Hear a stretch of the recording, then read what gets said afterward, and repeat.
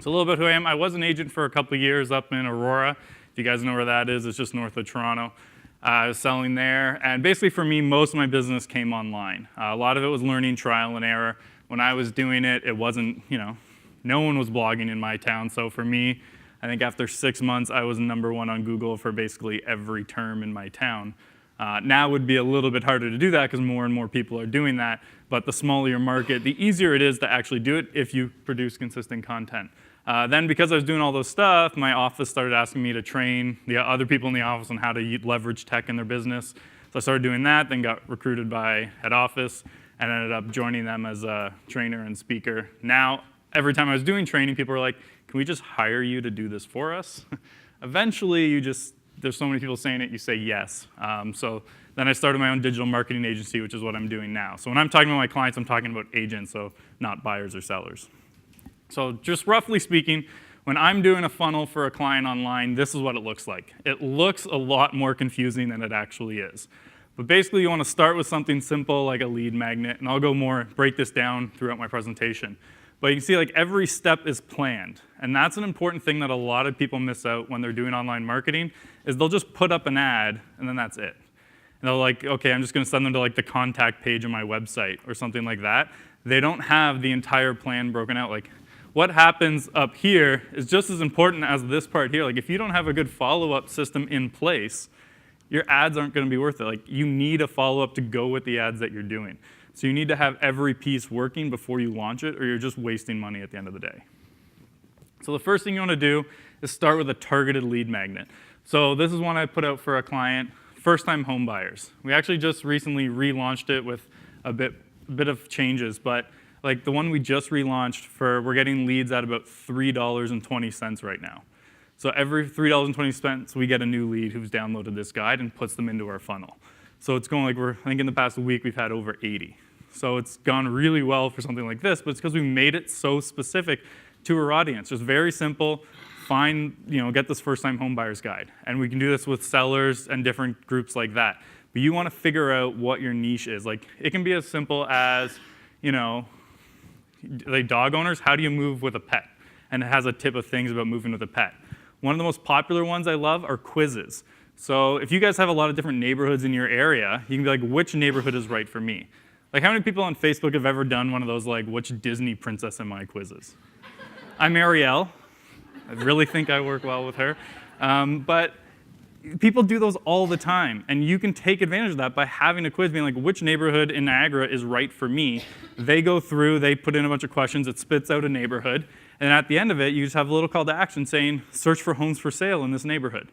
Now that becomes someone who's a much more targeted lead because it's a lot more relevant information to them, as opposed to the generic sign up and get a list of homes for sale. Go more specific and you'll find way better responses, but you really have to know who your target market is.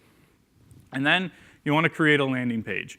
A landing page is also really important. This is where a lot of people screwed up. Like, I had a woman, she came to me with an ad. She's like, I'm running this ad to this page. And I looked at the page. It was just the contact page on her website. Had no mention of the entire ad. She was giving away tickets to an event. And she's like, no one wanted my free tickets to this event. But she just sent them to the contact page, didn't even mention the event that was in the ad. You want to make sure that what is there in the ad is directly referenced on the actual landing page. And at the first step, you just want to get them into your funnel system. So you don't have to ask for all their information. Everybody goes out, they're like, all right, I want name, email, phone number, social security number. Are you married? What are you wearing? Way too much information about them. Just get their email. That's all you want at the beginning, email address only. And then now that you have that, you can start building your audiences more in depth. For starters, you can do your email list. Upload your entire email list to Facebook, or just take the ones you like. Upload them to Facebook, and now you can target ads directly to them. You can also target anyone who's come to your website. When they go back to Facebook, like who here shopped on Amazon? A few people. You ever gone back to Facebook, seen an ad for that exact product you were just looking at? You can do that on Facebook with your site too, down to a specific page.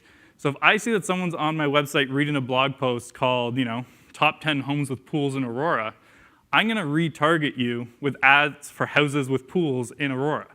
I'm going to base on your activity the ads you're going to see. It takes a little bit more time to set up, but once you're there, way better responses on what people are doing. You can also base it based on the engagement that people are taking with your content, and then lookalike audiences I'll get into more in a second.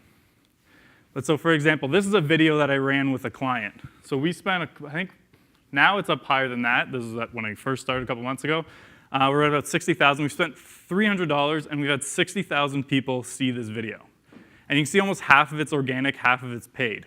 But what we've done now is anyone who watches at least half of the video gets retargeted with another set of ads. Because if they're watching half the video, that's a way warmer audience than someone who's just scrolling by and it autoplays for 3 seconds. So I set based on the amount of time you're actually watching and engaging with the content. And then lookalike audiences are one of my favorite things. Basically, what you do is you upload an audience. So for instance, take your email list of your past clients, upload it to Facebook. Now Facebook will analyze that group and then find people like them on Facebook, because they know all that data about you. Like a good example is, how do you think Google knows if someone's pregnant? If they search, how big is a pineapple? Because they know that anyone searching for that size of fruit is probably comparing it because they heard that their baby's as big as a pineapple. That type of data is what they're collecting on all of you. So Facebook's taking that data, and Google's taking that data, and then finding people like them. And that's the type of thing that you can do. And all you have to do to take advantage is just upload your email addresses that you have. And you can also use this as a negative list. So if you have a ton of clients that you hated working with, upload them and exclude them from seeing ads. It can work really well that way. And when you're running your ads, you want to think about who else is targeting this demographic. Because you don't have thousands of dollars a day necessarily to target the way that everyone else does. But if you think about who else is targeting the same group as I am, can I piggyback off what they're doing? So if I'm trying to target young families because I want them to move up, I'm going to leverage what Huggies and Pampers are spending to reach them by targeting people who like Huggies and Pampers, because no one else is going to do it. Or if I'm trying to target pet owners, I'm not targeting people who have an interest in dogs, because that could be anyone who just clicked a funny dog video of like the dog trying to eat the bone at the bottom of the water bowl. That could be anybody. But if they like PetSmart, they're probably a dog or cat owner. So think about what other companies that have a way bigger budget than you are actually targeting them. And then piggyback off their ad spend by targeting them. Like home sellers, who else wants to target homeowners? Home Depot, Home Hardware, companies like that. Their entire marketing goal is to get in front of homeowners, because renters don't spend nearly as much money at Home Depot as everyone else. So now you just piggyback off what Home Depot is spending. So think about it from that perspective of who else is targeting them. And now once you've got them into your ecosystem, you want to start building authority. Because if you think about it, they don't know who you are when they're opting into like a first-time homebuyer's guide. So you got to show them why it's worth working with you. So think about this. Like, these are both Oscar winners. But if you went now and looked at like Captain Phillips, who would go see it if it was Nicolas Cage instead of Tom Hanks? Would have even made it to theaters still. Like, it's a very different thing, because what they've done is Tom Hanks kept building his authority by creating great movies. Nicolas Cage went the complete other route and decided he didn't need to make good movies anymore. He's just going to collect $1 million or $2 million every time he does one. And maybe the movie will make 7 or 8, still okay money there, but he's not that big star anymore because he's lost a lot of that authority, even though, again, won an Oscar, was a great actor, but kind of went off the deep end a bit. So you can use your ads to build that authority and show that you're the expert. Like you heard on the consumer panel, they were talking about how important it was that you know your area. So what if everyone who's engaged with your content, opted into your list, things like that, are seeing ads of you talking about the market, like you're talking about absorption rate and different stats like that in a video on Facebook, they're going to see you as the expert, and they're getting valuable information from you. And then you can also, again, retarget based on that one too. So if someone engages, like my initial video was just like, I love this town, 60,000 people. Half the people who watch that, maybe they're going to get hit with a video of market stats, all this information about how the market's doing.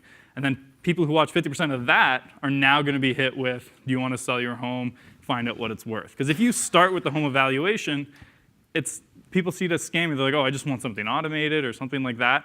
But if you're now proving that you're the expert and you've gone down and built up that authority, they're way more likely to opt in down the road. And this is what you do now. Now you're asking for that second opt-in. Here's where you ask for more information. Like, you're going to ask for their phone number. You're going to ask, how long do you plan on moving? Do you already have a relationship with an agent? I sometimes switch it to, do you have a signed contract with an agent? Do you say, are you working with a realtor? A lot of people just say yes because they're on like 10 different agents' list of getting email notifications. So I ask if they're signed. It's a bit of a distinction there that can still get you some business because a lot of people say they're working with someone, but they're not committed to anybody yet. So that's a good kind of distinction. But when you've built up that trust, they're way more likely to give you a lot more information. And just a tip, if someone opts in on anything you do and you have like a box where they can write in information, if they write a paragraph, that's a very hot lead. If they don't provide anything, not as great. The more they provide you, the hotter the lead because they're spending time writing it out. So when you're responding to them, we'll talk about that in a sec. But that next step, which is nurturing the leads, this is what separates everybody. This is where you make all that money that you're going to do when you're working these leads. Because you can get as many leads as you want. If you don't have a plan in place, you're not going to get anything out of it. So you want to have emails going out. You want to have touch points built in so that you know how, and have a process of how to get that business and actually turn it into something. Like I followed up with people for years before they actually bought and sold with me. But for me, it wasn't a lot of work because I had a system built in where it's just like, okay, every 3 months, reach out to them. So like initially, like for instance, anyone who signs up for my list, there's like a welcome email series where over like, I think it's 5 or 8 days, you'll get a series of emails with content talking about a lot of this stuff. And then after that, you're on my regular email list. But initially, you're being welcomed a little bit more to engage with my content. You should have that same thing. When someone opts in, you have a series of emails at the very least that go out that kind of welcome them and build your authority and give them really useful information. I'm not going to go too much in depth on this because I know Danny talks a lot about how to work your database. So there's a lot of good information on that coming up. And really what you want to make sure you set apart is doing a little extra between everyone else. Whether that's, like, think about how people search on realtor.ca, for example. Like, they might open up the tabs for 5 different houses at a time. Well, then they might hit contact agent on all 5 different tabs. That means the same person is a lead for 5 different agents. If they all just respond with an email saying, hey, yeah, here's the information you want, when do you want to see it, or something like that, if you respond with a video, and you're actually on video, like through a tool like BombBomb talking to them, that's going to set you apart. If you respond with that and then say, and you could see that there's maybe something specific they were looking for, like it had a basement apartment, maybe you include a link to other properties with basement apartments too. Like, give them value beyond just answering that initial question if you know what you can do to help them. Because everyone else is just responding probably the same way. So you got to make sure you add that little bit extra to set yourself apart. So here's some of the tools that I use. I use Agile CRM. It has a free version, which is great. If you want to, and it gets into like marketing and sales automation, so it's really good there. It's not real estate specific though, but it's a really good product. And then I integrate it with a tool called Twilio, which just allows me to do like SMS marketing. So I can text people through it, or like have text-based autoresponders. Because text messages have like a 92% open rate, so it's a lot better than a lot of other things to do if you have that set up. I don't use anything like Hootsuite. I just use the built-in Facebook tools. What Facebook has built in is good enough, and I don't want to keep complicating with more and more and more tools, so I just use what's built into Facebook there. There's also SumoMe, which is a tool for your website, and basically what it does is it has like pop-ups and bars to sign up. Like if you go to my website now, you'll see at the top there's a little bar that says, sign up for my newsletter, get your real estate digital marketing tips. But if everyone at your table goes to my site right now, half of you are going to see a different page than the other half.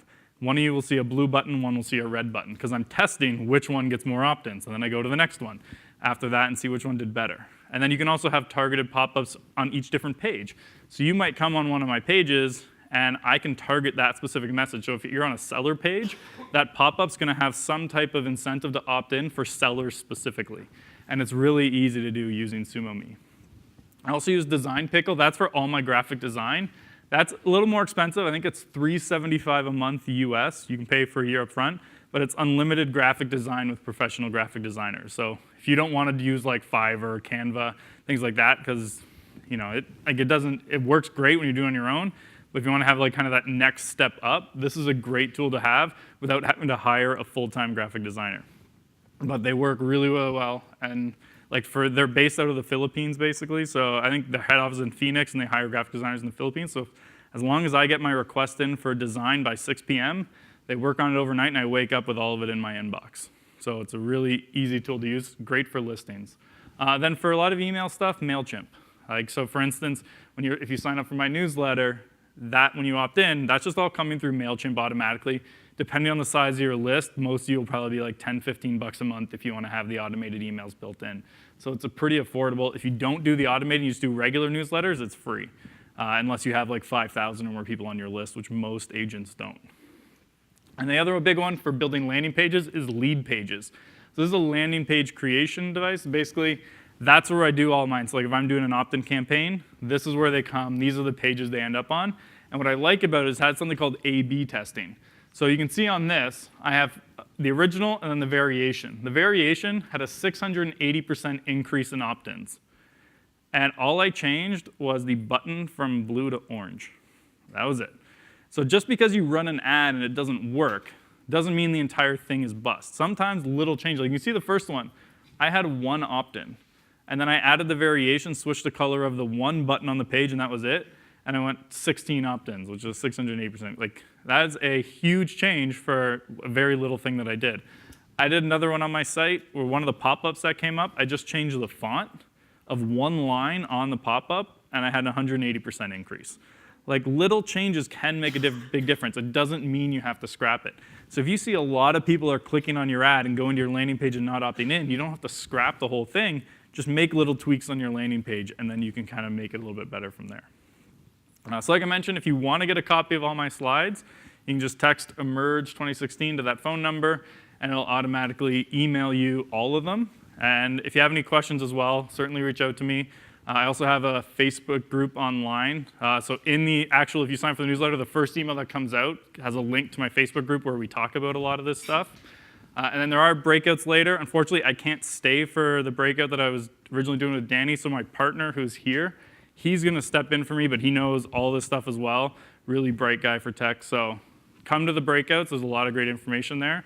And I'm going to be around until about lunchtime, so if you have any questions at lunch, you can certainly come and ask. But otherwise, appreciate you guys having me today.